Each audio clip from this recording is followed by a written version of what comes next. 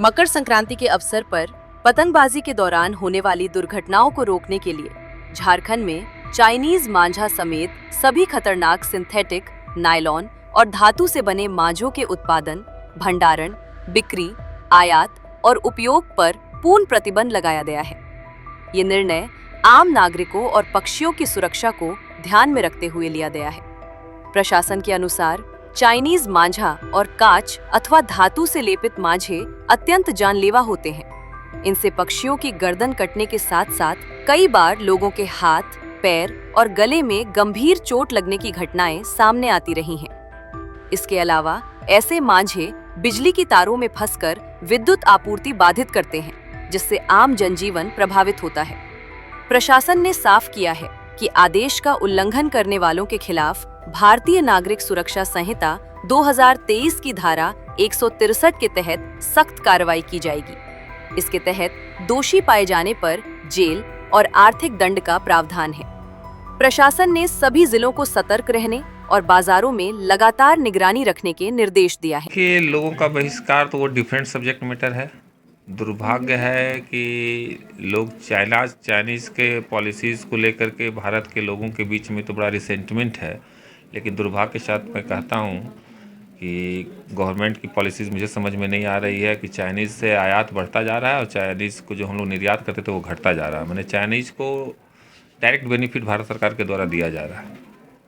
Public perceptions कुछ और है, लेकिन सच्चाई यही है। इकोनॉमी की जहाँ तक बात आई, दूसरी बात रही कि चाइनीज़ जो मांझा है, जो चाइनीज़ धागा है, इसको लेकर के different high court, supreme court और एनसीएलटी का भी है गाइडलाइंस है, क्योंकि वो देखिए आप चाइनीज़ धागा लाइफ थ्रेटनिंग होता है। वर्ड्स जो है, जो पक्षियाँ जो जनरली यूज किया जाता है उसको पतंग के लिए, तो जो पक्षी हैं जो है उनके लिए स्ट्रे एनिमल्स जो होते हैं उस पर बग करके कितनी तेज़ रहता है कि जख्मी कर देता है। प्लास्टिक धागा सॉइल में भी पोल्यूट करता है, सॉइल को भी उसको पोल्यूशन होता है क्योंकि वो सड़ता गलता तो है नहीं। तो ये तो है ही, वो तो प्रोविजंस हैं ही। एनसीएलटी भी बैन किया हुआ, डिफरेंट हाई कोर्ट्स भी वार्न कर रहा है।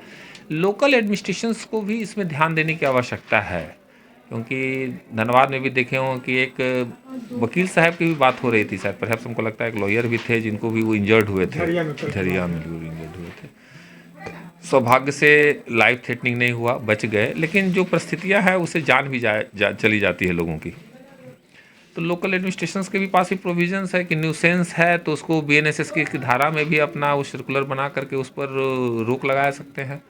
और एनसीएलटी का गाइडलाइंस है, डिफरेंट हाई कोर्ट्स के गाइडलाइंस है कि बैन है वो लोकल मार्केट में कैसे आ रहा है। प्लास्टिक बैन है, लोकल मार्केट में यूज हो रहा है। तो ये सब यहाँ के लोकल एडमिनिस्ट्रेशन से मैं मांग करूँगा कि इस पर ध्यान देने की आवश्यकता है। जो सोर्सेस है, जहाँ से सेल हो रहा है, जहाँ से माल धनबाद में आके डंप हो रहा है, जो दुकानदार से सेल हो रहा है, उस पर कार्रवाई करने की आवश्यकता है। तो अब लोकल एडमिनिस्ट्रेशन काम अपना जो जिम्मेदारी है वो नहीं बढ़िया से कर पा रही है, लोगों को जख्मी होता देख रही है। तो व्यवस्था चल रही है, व्यवस्था की कमियां हैं। तो ये व्यवस्थाएं हैं, उस पर लोकल एडमिनिस्ट्रेशन से मैं मांग भी करूंगा एज ए बार एसोसिएशन का जनरल सेक्रेटरी के रूप में भी कि ये बहुत बड़ी इशूज़ है, इसको आप लाइटली मत लीजिए। ये नेशनल इंटरेस्ट के साथ साथ ही लोगों की लाइफ और सेफ्टी पर भी बहुत बड़ा एक खतरा है। पॉल्यूशंस पर तो विचार करने की आवश्यकता है कि धनबाद में तो बहुत सारा पॉल्यूशंस का सोर्सेस है, उसमें एक सोर्सेस और ये भी है। तो लोकल एडमिनिस्ट्रेशन को इस पर कार्रवाई करनी चाहिए और मैं उम्मीद करता हूँ कि आप लोग के माध्यम से लोगों की विचार जाएगी। जो जख्मी हो रहे हैं, शायद अवेयर नहीं रह रहे हैं, वो लोकल एडमिनिस्ट्रेशन के पास बहुत सारा काम रहता है। तो आप पत्रकार बंधु हैं, आप लोग के माध्यम से उनके कान में जाए कि धनबाद में भी चाइनीज़ जो मांझा है, जो सूता है, वो पतंग उड़ाने में इस्तेमाल किया जा रहा है और लोग जख्मी हो रहे हैं। तो आप लोग के माध्यम से धन्यवाद कि आप लोग बहुत बड़ा इश्यूज़ लेकर करके आए हैं।